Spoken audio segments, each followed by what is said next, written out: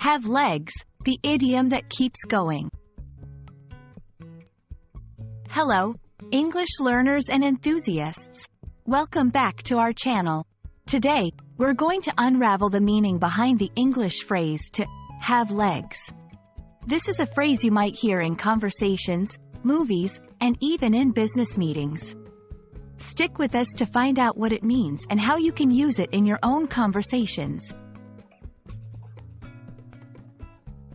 Before we dive into the phrase, have legs, let's quickly talk about idioms.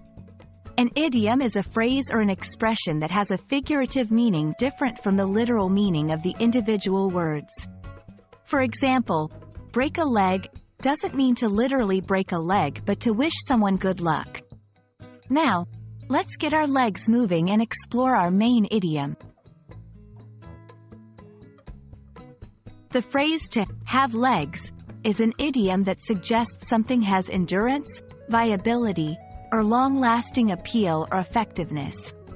When you hear that a concept, idea, or story has legs, it means it has the capability to continue or be successful over time. Let's put have legs into some real-world contexts to better understand how it's used. 1. In the business world, the new product has legs. It's been selling consistently for months. 2. In news and stories, this news story definitely has legs. People will be talking about it for weeks to come. 3.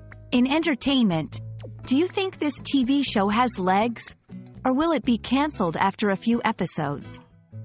Using the phrase can add a layer of sophistication to your English, especially when discussing topics that require an assessment of longevity or potential. Now, how can you start using this phrase? Here are some tips.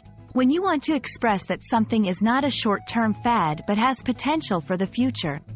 To support an argument that an idea or trend will last. To comment on the potential success of creative work or a project.